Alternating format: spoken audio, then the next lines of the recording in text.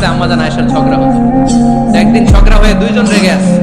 খবরদার দুইজন রেগে থাকবেন না, একজন রাখলে আরেকজন থেমে যাবে, কারণ এই ছোট্ট ঝগড়া থেকে এটা অনেক সময় বিচ্ছেদের দিকে গড়ায়। আমার প্রিয় ফরিদপুরবাসী, ভাবি রেগে গেলে আপনি রাইগেন নয়, আপনি একটু ঠান্ডা থাকেন। আবার আপনি রেগে গেলে আমার মাইকের আওয়াজ যদি ভাবিরা শুনেন, আপনারা রেগে দেন, একটু ঠান্ডা থাকেন। দুইজনে রেগে গেলে তো তৃতীয় বিশ্বযুদ্ধ শুরু হবে, তাই না?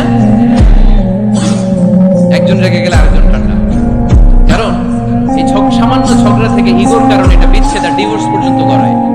আর শয়তান এখানে উস্কানি দেয়, কারণ ইমানদারদের ফ্যামিলি ভাঙতে পারলে শয়তান সবচেয়ে বড় খুশি হয়, আর ইমানদারদের ফ্যামিলি টিকে থাকলে খুশি হয়ে যায় কে?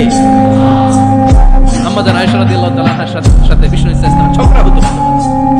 একবার ঝগড়া হলো, বিষ্ণু ইসলাম রাগ, আম্মা জান আয়েশাও রাগ। বিষ্ণু বললেন, আয়েশা ঝগড়া করে আর কতক্ষণ থাকবো, আসো মিটমাট করি। আয়েশা রাদিয়াল্লাহু বললেন, ঠিক আছে মিটমাট করি। তো বিষ্ণু ইসলাম বললেন, মিটমাটের জন্য কারে ডাকবো? ওমরে ডাকি। কয় না, ওমরে না, ওমর গালিজ, ওমর অনেক রাগে, আমার ডর লাগে। কয় তাহলে তোমার আব্বারে ডাকি। কয় ডাক। কি খুশি, মেয়েদের মধ্যে অভ্যাসটা আছে না নাই?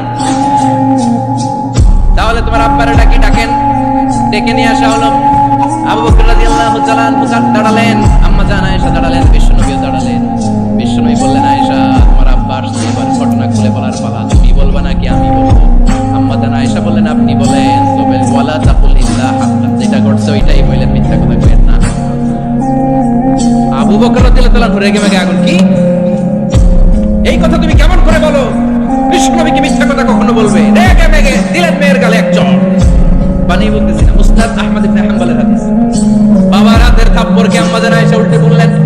সাইয়েদনা আবু বকর রাগে গড়গড় করছেন, আবার মারার জন্য তেড়ে গেলেন।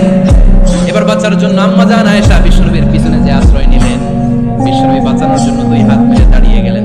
সুবহানাল্লাহ। বিশ্বনবী যখন দুই হাত মেলে দাঁড়িয়ে গেলেন, সাইয়েদনা আবু বকর রাদিয়াল্লাহু আনহু থেমে গেলেন। সাইয়েদনা আবু বকর রাদিয়াল্লাহু তাআলা ঘর থেকে বের হয়ে বারান্দায় দাঁড়ালেন। সুবহানাল্লাহ। এবার বিশ্বনবী আম্মা জান আয়েশার কাছে যেয়ে বলেন, ইয়া আয়েশা কাইফা রাআইতিনি আনফাসতুকি মিনার রাজুল, দেখছো কেমনে বাঁচাইলাম?